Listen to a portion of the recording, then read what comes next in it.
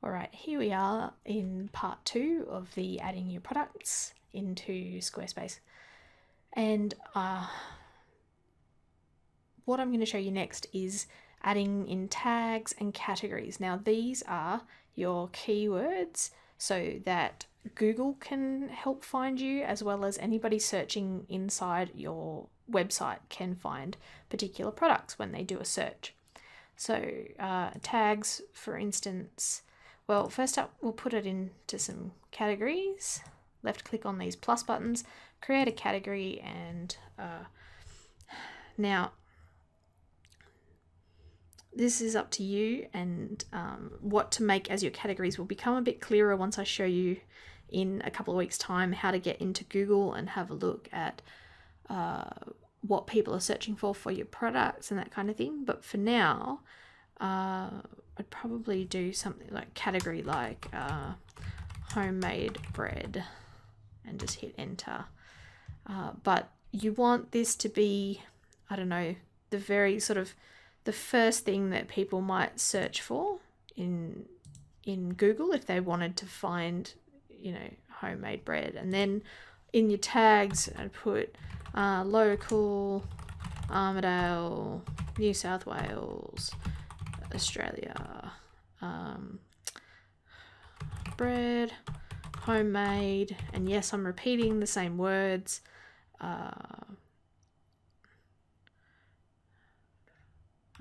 Soda and soda bread. I do both to make sure it gets picked up, and then I might put in some things sort of like I don't know, food, family, catering, custom made or something, if that was my business. And yeah, that's something you might spend a bit more time on, but at least you can see you have any of these here. Like adding tags and categories to your blog posts, it's going to be very similar. You can for those with good eyes will be able to see that over on the right here there's a little tiny cross, and you can click on that to remove it. So like if I wanted to remove custom made, I would remove that. And then I'm just moving my arrow left and right here so that and it just moves automatically. I'm not clicking on anything, it just moves. You can add more than one category if you want. And yeah, it just depends on how you set up your site, and just remember that. Now in your description, again, Google is going to pull information from here. Needs to be a paragraph, that kind of thing. Let's see. Okay, now just to save some time, I just put in a little bit of a description. It's up to you how much or how little you write in the description here. But you'll see how it looks on the website pretty soon. So you'll see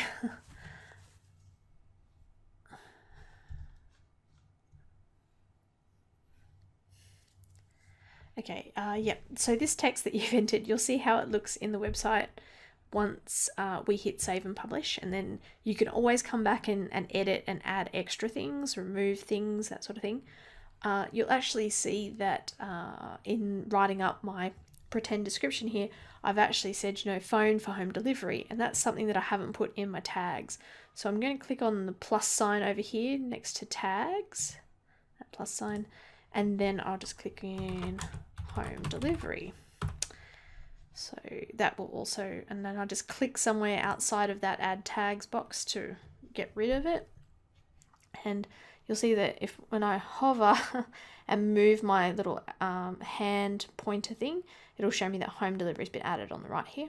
And you can do that at any point. You can come back in and click edit on the product and add in extra tags or categories, whatever might occur to you. At the moment, this item is hidden, so nobody will be able to see it in the storefront. And I think that will change once I click on save and publish. So let's see. All right, we have the images here. We have a description, and then we go into pricing and variants, which we've done. Now, you may need to add in more variants. Like you might have, maybe you have a large loaf of bread and a small loaf of bread, and you can left click here, and you must define at least one option, color or size, before adding product variants. Oh, okay. Sorry. So, yeah, you would add in an option like size, and then click save option, and you can make that whatever you want. And then if we click here, and then I do small, and then now I can add in my options, and I'll make this large. It'll weigh 2.5 pounds probably, and maybe it is, I don't know, 6.5 by 3.5 by 4.5. There we go. It's not much difference between small and large. And I can left click on the price here and change that to $30. Now, again, I don't really sell bread, and that's why I'm making it so expensive, so that if anybody does see this after the demonstration on the web, then they won't think that they can buy anything from me. I'm sure nobody would want to pay $25 or $30 for a loaf of bread, unless it's filled with gold. Maybe I can do that. Anyway, I'm getting off the topic. But so you have your small and your large. Just remember, you can hover your arrow over here, and when it changes from this pointer to this, you can left click, and then you can get the options to change. If you do that by accident, you don't want to change, just come over away from this box and left click, and it will remove the box. So the same with any of these. We can do this. Oh, there's also an unlimited checklist. If especially for digital products, you might need that unlimited option. And the same with any of these, we can change. There's also, you've got your trash can over here to delete anything if you make a mistake, and you can add in extra variants if you need. Now, up in the top menu here, you go into additional info, and this is where we can put in some templates, you'll have the option to have a longer form description, and that can be added in here. I'm not going to do that in this particular thing. I think that's something that you can add in if you want, and you will be able to see it. The long form description will show up when somebody clicks on your item, and they don't just put it straight into a shopping cart like from the list. They click on it to view more, and then they'll get the expanded description. And actually, I will just left click in here. I changed my mind, but I will just put in, here's the long form description. Sometimes when you're doing stuff in website building, you don't know exactly where it will show up. So I do things like this to say, here's the long form description, or here's the image, or something like that. Or I guess you'd know which image you put in, but to see where it shows up on the site and how that interacts. Then you can go back in and edit it and change it. So then we'll go into the form. Now, this is more for your, I guess, your services or your digital products. If you want somebody to fill out a form when they're purchasing, so it says shoppers will be prompted to fill out when adding this product to their cart. You can create a new custom product form for this product, or select to apply an existing product form you have created for other products. Okay, now I haven't used this.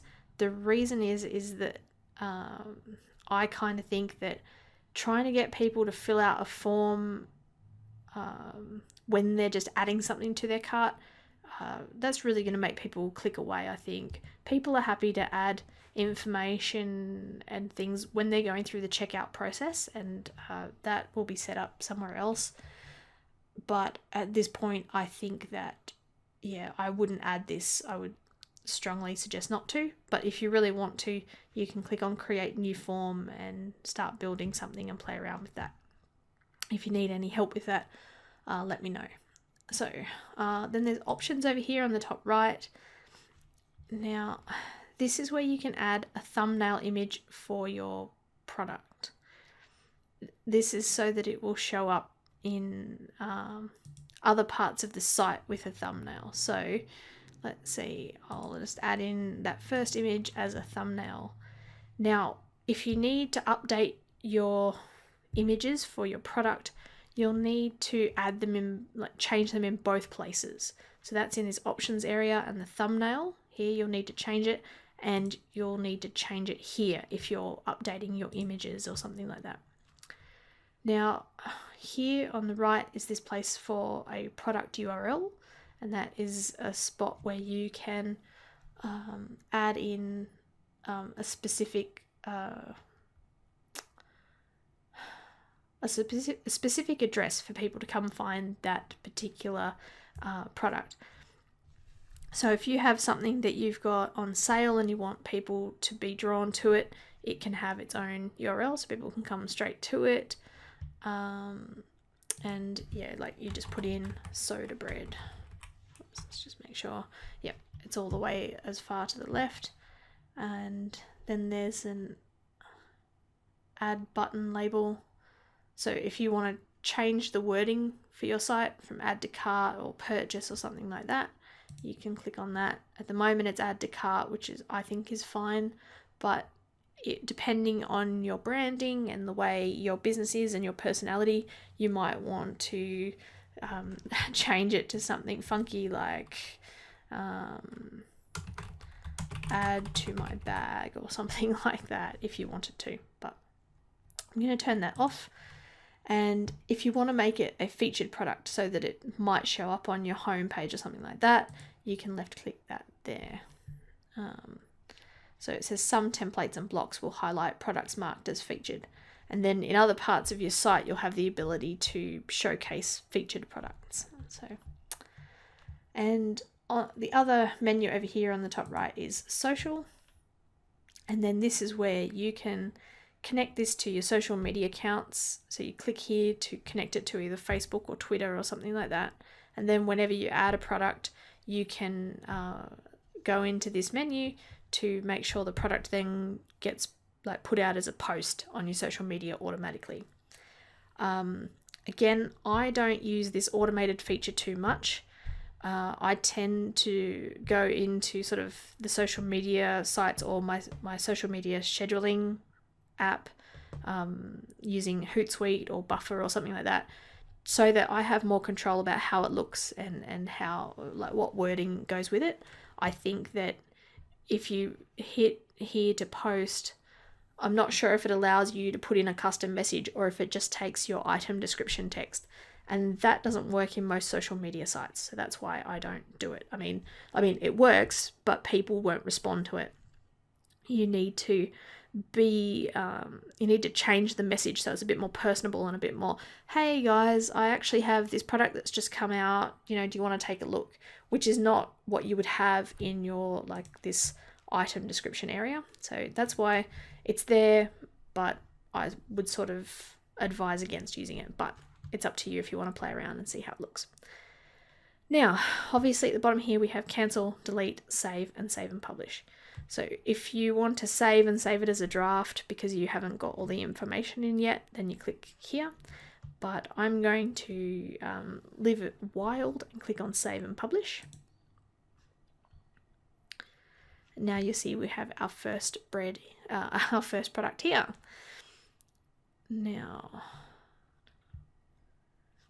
oops, all right, and this will be continued in the next video. Okay.